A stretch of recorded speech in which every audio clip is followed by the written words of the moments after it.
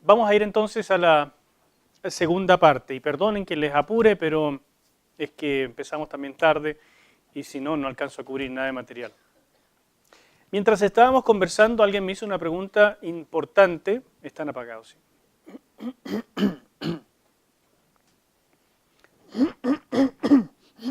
Alguien me hizo una pregunta importante de cómo era esto de que los evangelios se transmitieron oralmente, pero al mismo tiempo la gente sí sabía leer. Por ejemplo, Jesús se paró a leer en la sinagoga, entonces, ¿cómo era eso? Y es realmente interesante que aprendían a leer oralmente, que es obvio, ¿no es cierto? Pero para nosotros no es tanto, porque nosotros aprendemos a leer y escribir al mismo tiempo. Pero los hebreos aprendían a leer del texto bíblico y no tenían la costumbre de usar cuadernos. ¿Se dan cuenta? Entonces, aún lo más básico, que es la enseñanza de la lectura, tenía características orales. Ellos aprendían a leer, los niños los llevaban a la sinagoga a los 5 años de edad, y allí comenzaba su educación, y comenzaban a aprender a leer en el libro de Levítico. Eso es una cosa bien conocida de la antigüedad. Y con ese texto empezaban a leer hebreo. Y sin embargo, el hebreo, aunque los tenían que saber leer, ¿no es cierto?, por lo tanto entender, no era en el siglo I, en la época de Jesús, no era su lengua natal, su lengua materna. El arameo lo era, y el arameo no es idéntico al hebreo. Es tan diferente como el alemán y el inglés. Hay un parentesco, hay cosas que uno puede entender del alemán si sabe inglés y viceversa, pero no es tan idéntico. O sea, si una persona escuchaba en la calle hablar arameo, sabiendo hebreo, distinguiría, eso es arameo, y puedo entender algunas cosas, pero no es mi lengua, no puedo entender todo lo que dice. O sea, eran idiomas diferentes. Algunas personas minimizan esto, como que el que sabía hebreo hablaba arameo, viceversa, y como que hablar arameo, griego, hebreo y todas estas cosas era fácil para todo el mundo. Y no, son idiomas diferentes, tan complejos en aquella época como lo son hoy. Así es que no hay que minimizar la capacidad que estas personas tenían. Eran políglotas, en verdad. Dijimos en la lámina 8 que por viajes, persecuciones, etcétera, el Evangelio se fue diseminando y al principio la Escritura era el Antiguo Testamento, su interpretación a la luz de Jesús. Y dijimos con Hechos 26, 22 y con Hechos 28, 23, ejemplos de lo que Pablo hacía, que en efecto se basaba en eso. También dijimos que se preservaron dichos, y eso se puede prácticamente comprobar con este versículo de Hechos 20, 35, pero también sabemos históricamente que existieron algunas otras cosas, no lo que nosotros quisiéramos encontrar, que son dichos reales, paralelos a los evangelios, que pudieron haber sido fuentes directas de los evangelios, sino que encontramos supuestos dichos como el evangelio de Tomás, que es gnóstico. ¿Cómo habrán enfrentado el mandato de Jesús de Mateo 28, 19 al 20? Por tanto, id y haced discípulos, y fíjese lo que está subrayado, enseñándoles que guarden todas las cosas que os he mandado. ¿Cómo se lo imaginan? ¡Wow! Tengo que ir por el mundo haciendo discípulos y enseñándoles que guarden todas las cosas que el Señor nos mandó. ¿Y cuáles son esas? O sea, los discípulos tienen que haberse puesto a pensar, ya, ¿y ahora qué les enseño? Y no me cabe duda que el hámster empezó a correr a 1000. ¿Y qué era esto? ¿Qué es lo central? ¿Qué debo enseñarle a la persona que yo voy a hacer como discípulo? Fíjese que empezamos a encontrar palabras interesantes en el Nuevo Testamento que hablan de lo que ellos hicieron. Por ejemplo, la palabra querugma. Y ahí el verbo kerusein. Querugma, algunos lo pronuncian como querigma, ¿ya? Pero eso es un error porque la upsilon griega En ocasiones se pronuncia como nuestra B corta y en ocasiones se pronunció también como la Y, pero eso es tardío. En el griego del Nuevo Testamento la upsilon es como nuestra U. ¿Ya? Entonces, querugma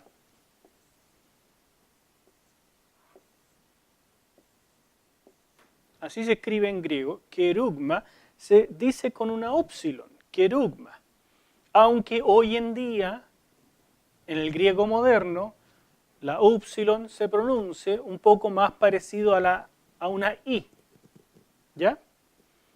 Ahí tienen ustedes otro ejemplo, la palabra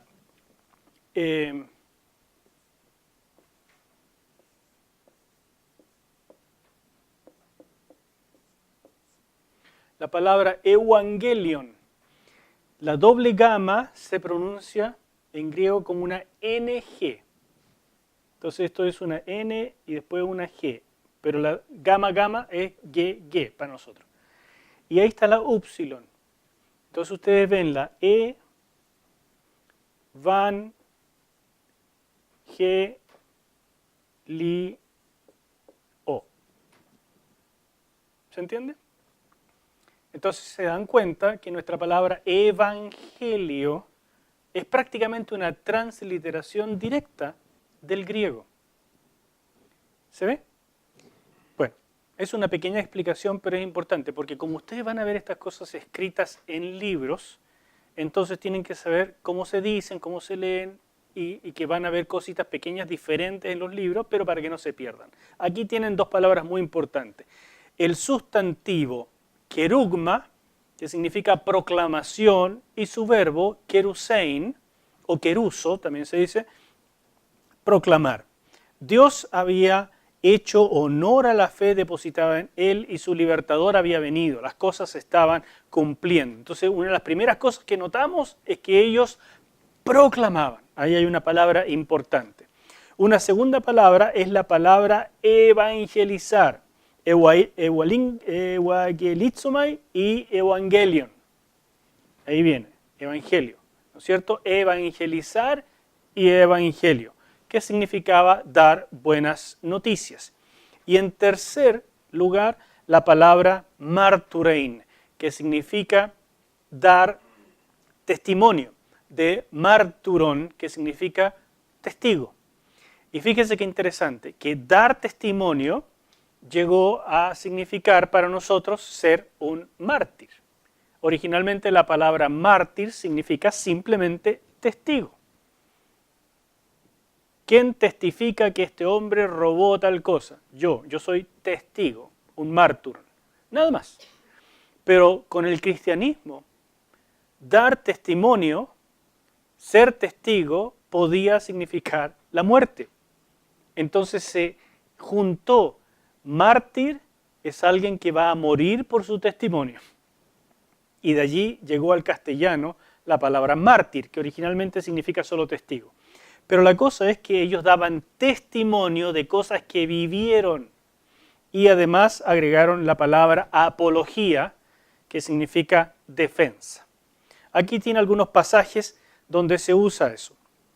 En 1 Corintios capítulo 2, versículo 4, se usa la palabra kerusein, proclamar. O mejor, claro, se usa más bien la palabra querugma. Ni mi palabra, ni mi predicación, ahí es la palabra querugma, fue con palabras persuasivas de humana sabiduría, sino con demostración del Espíritu y de poder. La palabra evangelio se usa, por ejemplo, en Lucas capítulo 2, versículos 10 y 11. Os doy nuevas, ahí está la palabra euangelizo, y se fija que está con doble gama, pero debe decirse evangelizo. Y son nuevas de gran gozo que os ha nacido hoy, etcétera, etcétera. Efesios capítulo 2, versículo 17, Pablo usa esta misma expresión. Y vino y anunció, ahí está la palabra evangelizo, las buenas nuevas de paz a vosotros que estabais lejos y a los que estaban cerca. O sea, aquí la predicación es evangelizar, dar buenas noticias. Y finalmente, dar testimonio, como el de Esteban, en el Hechos capítulo 7, aunque ahí no se usa la palabra, pero es el caso típico. El testigo que finalmente muere por su testimonio. Y apología, como las varias defensas que hace Pablo en el libro de los Hechos. Por ejemplo, Hechos capítulo 26. ¿Se ve? Esto es importante porque es parte de esta formación de los evangelios. Ellos proclamaban, Querusein, ellos evangelizaban, o sea, daban las buenas nuevas, predicaban el evangelio, y ellos testificaban. No podemos dejar de decir lo que hemos visto y oído. Somos testigos de lo que pasó. ¿Me explico?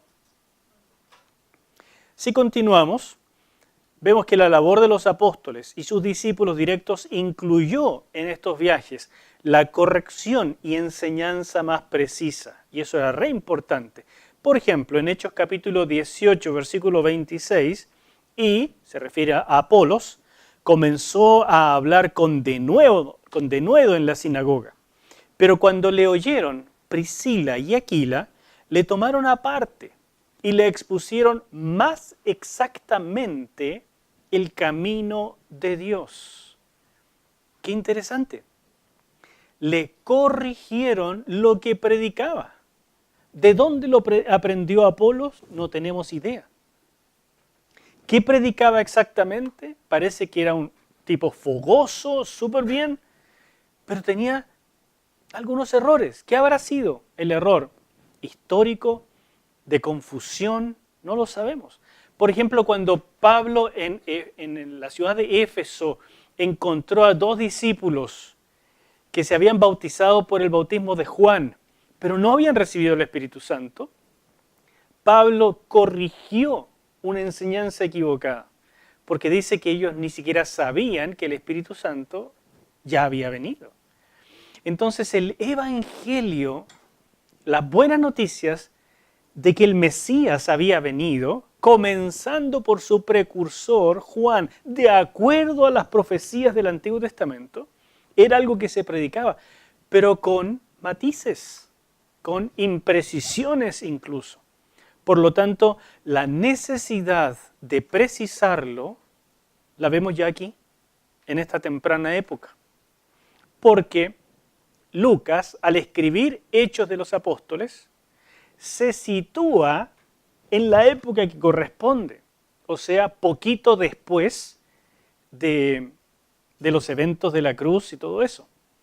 Y los hechos de Pablo, todo lo que vivieron los discípulos. Él lo escribe como que está ocurriendo, como hace todo historiador, ¿no es cierto? Soy claro en lo que trato de hacer, estoy tratando de reconstruir la manera en que llegaron a la conclusión. Es importante poner por escrito los evangelios. En realidad todo el Nuevo Testamento, pero nuestro curso es los evangelios. Segunda Timoteo 4:2 es también un buen ejemplo. Probablemente esta es la última carta de Pablo, casi seguro. Y él dice que prediques la palabra, que instes a tiempo y fuera de tiempo, redarguye, reprende, exhorta con toda paciencia y doctrina. ¿Y qué doctrina es esa? ¿Dónde estaba escrita esa doctrina? Evidentemente, ya había un núcleo del evangelio que se predicaba. Ya había algo que era como una especie de enseñanza típica. Ya había canciones, ya había himnos. Ya había ciertos núcleos doctrinales, uno muy antiguo y que casi uno lo puede ver como un himno, como una canción, es Filipenses capítulo 2, cuando dice, haya pues en vosotros este sentir que hubo también en Cristo Jesús, el cual siendo en forma de Dios no estimó el ser igual a Dios como cosa que aferrarse, sino que se despojó a sí. Tiene un ritmo, es fácil de memorizar, es fácil de ver.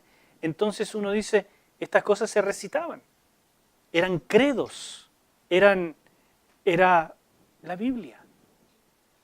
Entonces en algún minuto Pablo dijo, es tan valioso esto, lo voy a escribir. ¿Me cachan? Así es que no es tan extraño el proceso, es bastante entendible. antes que los evangelios se escribieran en el Nuevo Testamento, las cartas de Pablo ya circulaban. La primera carta de Pablo fue escrita aproximadamente en el año 49 y la última, más o menos, o sea, segunda de Timoteo, en el 66. ¿Y cuándo creen ustedes que fueron escritos los evangelios?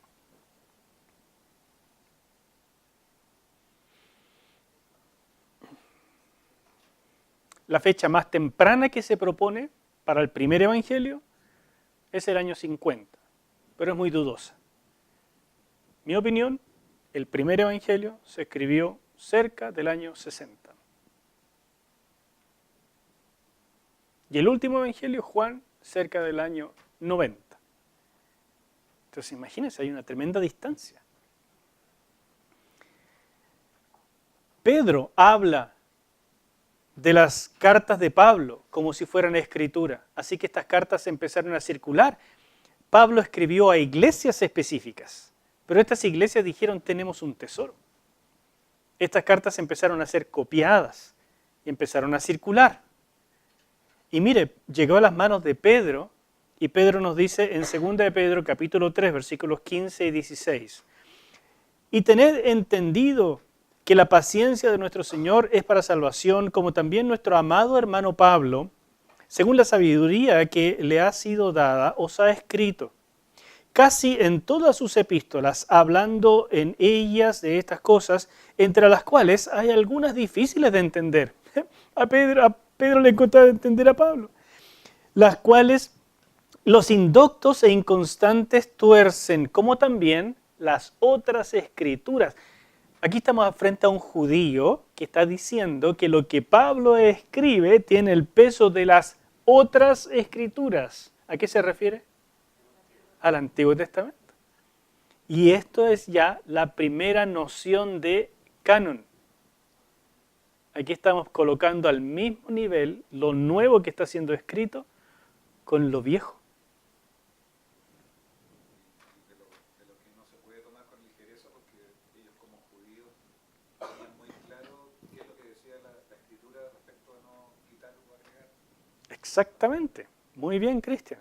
No es una afirmación menor, no es algo que se puede tomar con ligereza, porque estamos frente a un judío que sabía perfectamente que había anatema para aquel que agregara o quitara de las escrituras. Eso lo dijo Moisés. Y aquí tan suelto cuerpo, dice, aquí tenemos escritura. Pero se está refiriendo a lo que escribe Pablo. Así es que todo esto es muy fascinante, hermanos. Y les traje esta tabla que ustedes deben recordar del curso Claves para una vida abundante. Se lee poco, por supuesto, pero ustedes la pueden ver en el curso ese, y aquí esto le va a llegar a la casa, porque tiene mucho contenido para este pedacito. Pero lo que me interesa destacarles de esto es que aquí están las fechas de las escrituras de cada una de las cartas, evangelios y todo. Son fechas aproximadas, nadie sabe con total certeza. Y siempre hay más de una propuesta, ¿ya? Entonces, aún yo mismo, habiendo tomado esto de diferentes libros, hoy en día pienso un poquito diferente. Porque con el tiempo uno va encontrando nuevas cosas.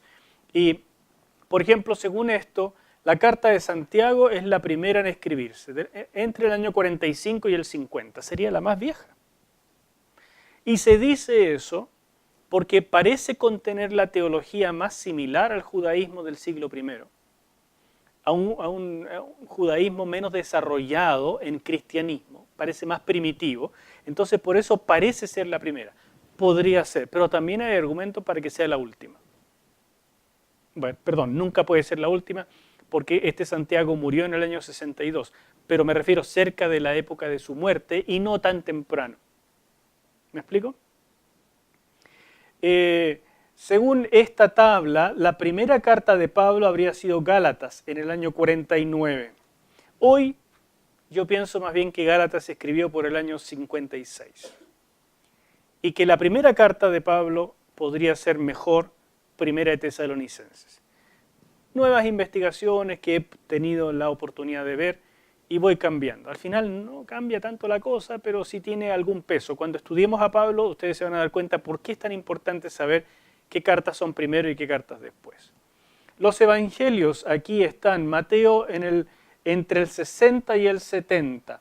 Marcos entre el 50 y el 60. Lucas casi clavado en el 60. Y Juan entre el 85 y el 90. Hoy en día yo diría Marcos entre el 58 y el 60, 55 y 60.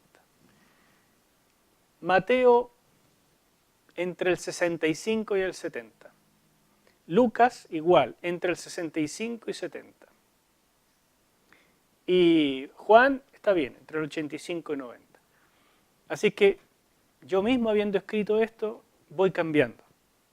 Pero voy cambiando por pequeños detalles. En el fondo mantengo una línea y yo les digo al final, no es que uno muera si cambia 5 años en esto. Pero para mí como investigador es importante ir precisando. Para ustedes lo más importante de este curso es saber el orden, la influencia de unos con otros y cómo usar eso para interpretar Biblia. ¿Me entienden? Para usarla bien. Número 5. Huellas de una tradición histórica en las epístolas. Vamos llegando a esto de que empezamos a ver en las cartas que empiezan a notarse que hay cosas que ya se están poniendo por escrito. Y con eso estamos llegando a los evangelios. Dame.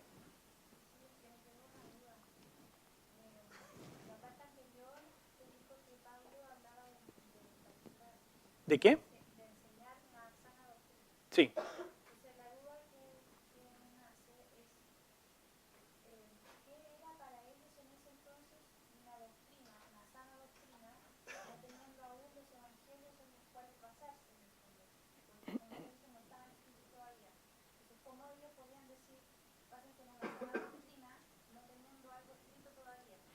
Es muy buena tu pregunta, Dami. Déjame repetirla para que entonces yo te pueda mostrar por qué es tan valioso lo que estamos haciendo.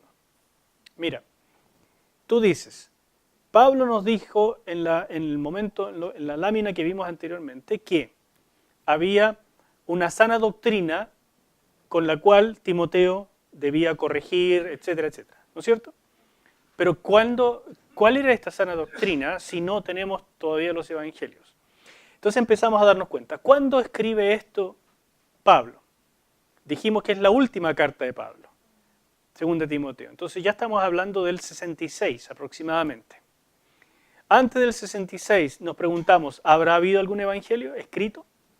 Ya sí había. Es interesante. ¿Habrá habido alguna otra cosa escrita?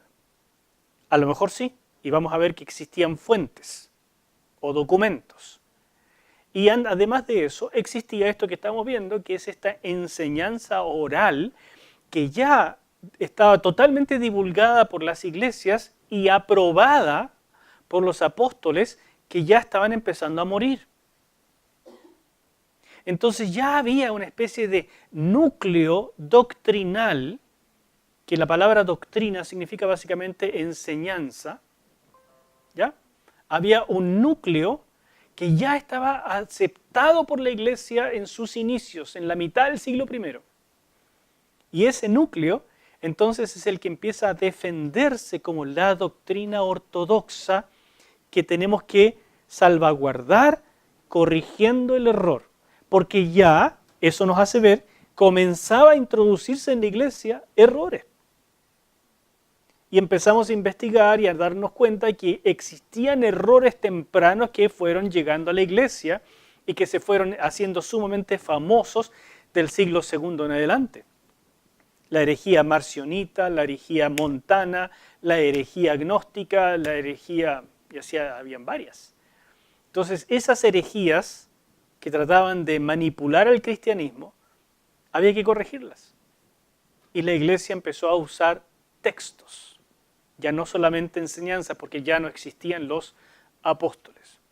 Entonces nos damos cuenta que el Nuevo Testamento tenía una función didáctica, práctica, de usarse como la voz apostólica autorizada contra errores que pululaban en la iglesia. Eso ha dado a pensar que los evangelios se redactaron con una mente previa tratando de decir lo que querían decir para eliminar a los opositores. Y por eso empieza la investigación seria para decir, bueno, eso es así, la Iglesia inventó los evangelios del siglo II en adelante para defenderse de las herejías y dejar una sola línea, o existieron los evangelios muy tempranamente y tenemos evidencia de eso. Ahí está lo bello de esta investigación, porque hermanos míos, al final de cuentas les digo, si ustedes se aburren de todo esto y dicen, ¿y para qué tanta cosa? Si a mí lo que me interesa es que el domingo me prediquen del evangelio y yo salga edificado. Pero lo que pasa es que ustedes se ponen con eso en una situación donde todo viento de doctrina les va a llevar para un lado y para otro. Porque no van a saber distinguir cuándo es real y cuándo no. Basta con que alguien les diga, pero si el evangelio no era uno solo, había muchísimos evangelios. ¿Sabes del evangelio de María Magdalena? ¿Sabes del evangelio de Felipe? ¿Sabes del evangelio de Tomás? ¿Sabes que existieron esos? Esos evangelios competían con estos otros, pero la iglesia dejó a estos 4 nomás porque le convenía. Pero esos otros evangelios contenían el verdadero núcleo de la predicación de Cristo. Esto que acabo de decir es la base de la película El Código Da Vinci y de la película Estigmata o Estigma. En la película Estigma, el núcleo de la predicación de Cristo está en el Evangelio según Tomás. Y hacen toda una invención de ese Evangelio en términos arameos, cosa que no es así. Se conoce ese Evangelio. Y el Código Da Vinci usa fundamentalmente el de María Magdalena, el de Felipe y uno más que en este minuto se me escapa. No, esa es otra película. El Evangelio de Judas no está incluido tan potentemente en el Código Da Vinci. ¿Ya? Pero el Evangelio de Judas estuvo de moda hace muy poquito para darle otra connotación a la muerte de Jesús y a la importancia de Judas entre los 12 apóstoles. Estos, hermanos, son temas gnósticos. Y se conocen esos evangelios, yo los tengo. Se pueden bajar de internet y ustedes los pueden leer. Y no son como pintan en las películas, que son sensacionalistas y tratando de poner a la Biblia como un gran absurdo fabricado por la Iglesia Católica para mantener su poder. O sea, básicamente, poner la Biblia al servicio del poder, de la política. Chiquillos, no es así. Por eso estamos haciendo esto, por eso este esfuerzo que les pido. De verdad que les va a servir. Porque si ustedes llegan a ser ministros de iglesia, yo quiero que ustedes lleven a las personas a la verdad y las lleven creyéndolo. Que pueden ustedes morir por esto. Y otras personas puedan morir por esta verdad. Un par de cosas más y terminamos. Yo sé que avanzó la hora ya. Huellas de una tradición histórica en las epístolas.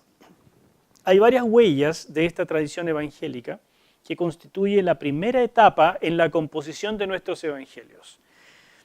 Pablo, por ejemplo, habla de entregar lo que él mismo ha recibido. Qué interesante. En lo que todos los domingos que hacemos Santa Cena decimos, en 1 Corintios capítulo 11, Pablo comienza diciendo, y yo le voy a entregar ahora lo que yo mismo recibí, que la noche en que el Señor fue entregado, tomó pan y partiéndolo dijo, ¿ya? Y esta especie de credo de la Santa Cena, Pablo dice, yo lo recibí. Por lo tanto, en esta epístola, en esta carta de Pablo, encontramos una huella donde él nos dice, hay algo, hay una fuente de la que yo eché mano y que es importante mantener, es una tradición importante que nos enseñó el Señor, pero yo la recibí de otra persona. Sin embargo, Pablo también nos dice en Gálatas 1, versículo 12 y en Efesios 3:3, que la mayor parte de lo que él escribió en sus cartas lo recibió por revelación directa. Y eso es lo que le dio la connotación a él de apóstol. Y en ese sentido es que no existen apóstoles hoy. Hoy sí existen apóstoles en el sentido de enviados de Cristo, en términos misioneros, y también en el sentido de cuidadores de pastores, cuidadores de iglesias, fundadores de comunidades y de, en términos modernos, denominaciones. ¿Ya? Pero no existen apóstoles en este sentido, que reciban revelación de Escritura, porque el canon está cerrado, y que además fueron testigos de Cristo resucitado. En este sentido, no hay apóstoles hoy. Y el que diga eso, huyan por la izquierda. No anda bien eso. ¿Me explico?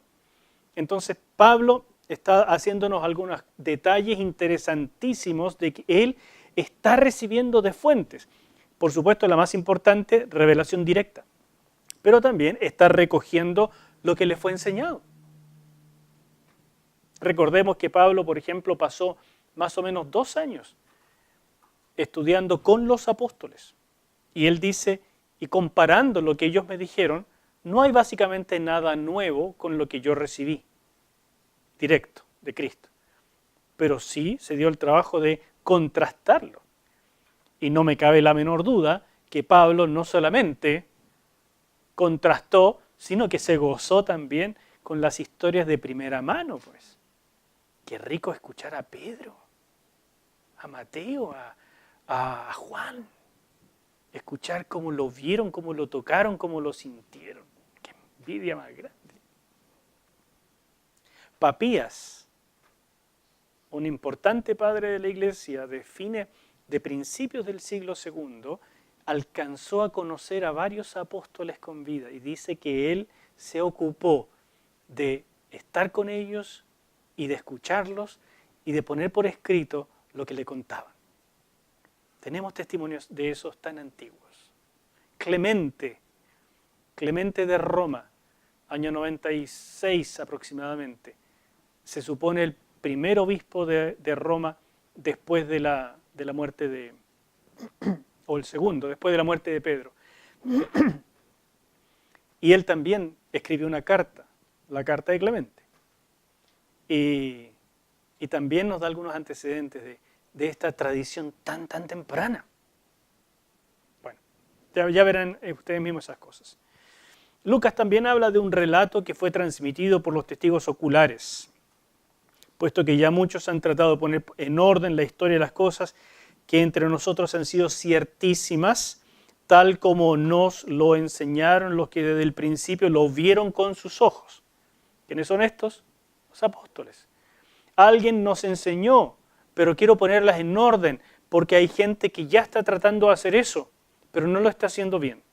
Así que yo quiero ponérselos en orden, porque yo he estado con esta gente. ¿Me entienden? Aquí hay una intención. Entonces, cuando Lucas escribe su evangelio y después el libro de los Hechos, él tiene una intención clara en estos 2 volúmenes. Otros pasajes que parecen reflejar credos primitivos están ahí y ustedes los ven después.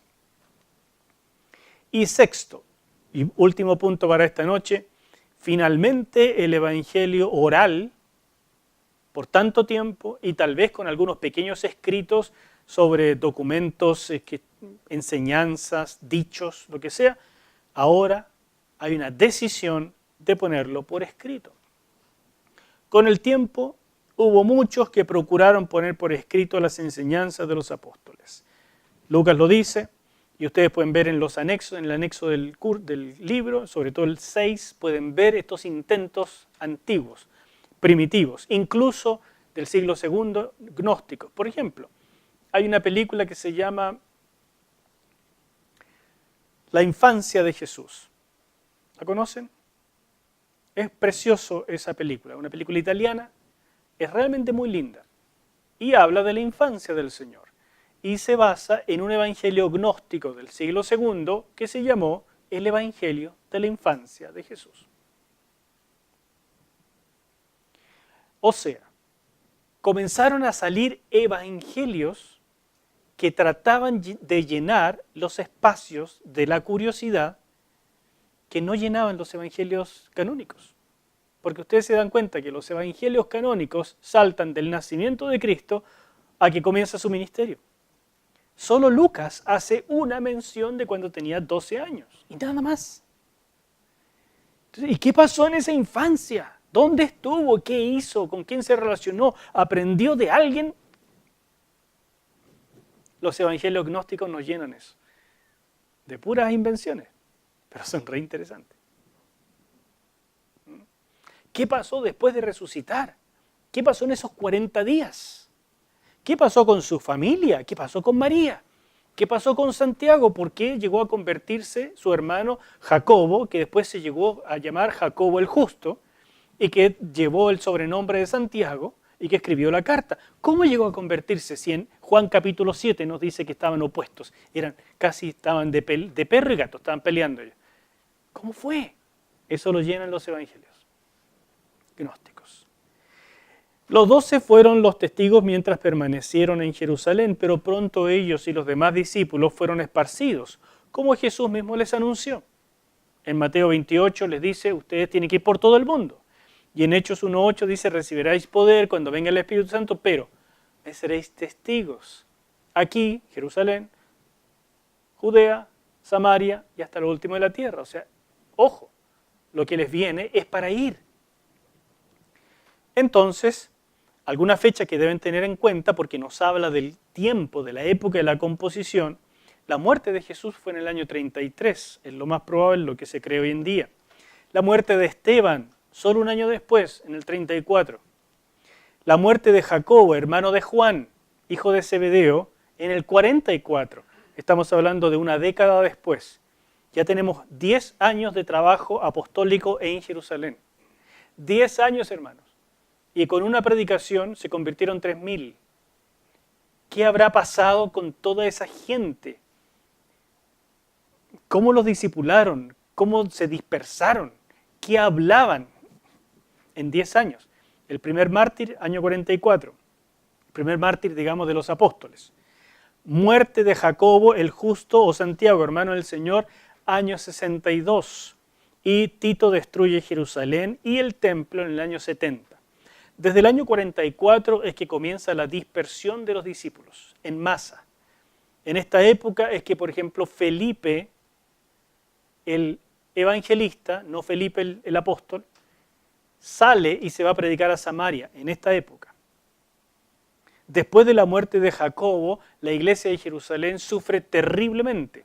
Entonces casi todos tienen que salir a distintas partes. Y después de la destrucción del templo y de Jerusalén por los romanos, el general Tito, o sea, la dispersión es masiva. Ahí comienza a llamarse la diáspora judía, que hasta hoy persiste. Entonces estas fechas nos marcan cómo Dios empujó a que el evangelio llegara hasta lo último de la tierra. Y la etapa final entonces es que esto es puesto por escrito, con la guía del Espíritu Santo, y tenemos lo siguiente. Según la tradición de los padres, recogida por el historiador Eusebio, que fue obispo de Cesarea, y que se supone escribió su historia eclesiástica en el año 324, según él, recogiendo la tradición de los padres, fue así. Marcos transmitió la sustancia de la enseñanza de Pedro. Mateo dejó su evangelio para que ocupara su lugar en Palestina, porque él salió de misiones. Lucas escribió el evangelio que acostumbraba predicar Pablo. Y Juan dio un testimonio más personal, completando lo que faltaba y que él conocía de los otros evangelios, completándolo y con un objetivo bien definido. Como dice él mismo en su evangelio en el capítulo 20, versículos 30 y 31. Muy en resumen, esto es la tradición más antigua. Y aunque no lo vamos a ver aquí, quiero pedirles, porque les voy a mandar en esta lámina, los pasajes donde Eusebio, este historiador antiguo, lo dice. Quiero mandárselos para que ustedes puedan saborear este saborcillo a viejo.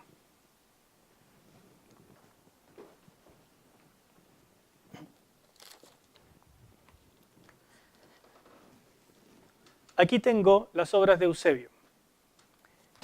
Esta es una edición, por supuesto, moderna, ¿no es cierto? Pero aquí están los libros de historia eclesiástica de este historiador Eusebio, traducidas al castellano simplemente. Y es fascinante leer cómo él relata todas las cosas que encontró desde los padres más antiguos. Y yo quiero que ustedes lean detenidamente los pasajes que seleccioné de aquí y que están aquí. Como esto, por ejemplo, sobre Marcos, ¿qué se dijo de cómo él escribió su evangelio? Ahí lo tienen. Más sobre Marcos, según la confirmación de Papías, ahí lo tienen. Lo que dice abajo Eusebio en su Historia Eclesiástica, libro 3, párrafo 39, sección 15. Sobre Mateo, dice lo que está ahí. Léanlo con calma, disfrútenlo. Sobre Lucas nos dice de dónde era, lo que hacía, por qué lo hizo. Y dice al final, fíjese, en el último párrafo, además se dice que habitualmente Pablo mencionaba este evangelio como si fuera suyo propio, cada vez que escribía, conforme a mi evangelio. Entonces como que Lucas escribió lo que Pablo predicaba al hablar de evangelio. Y de Juan se dice este tipo de cosas, que espero le ponga algo de curiosidad y lo disfruten cuando les llegue a casa. Eso es todo por hoy. Que el Señor les bendiga.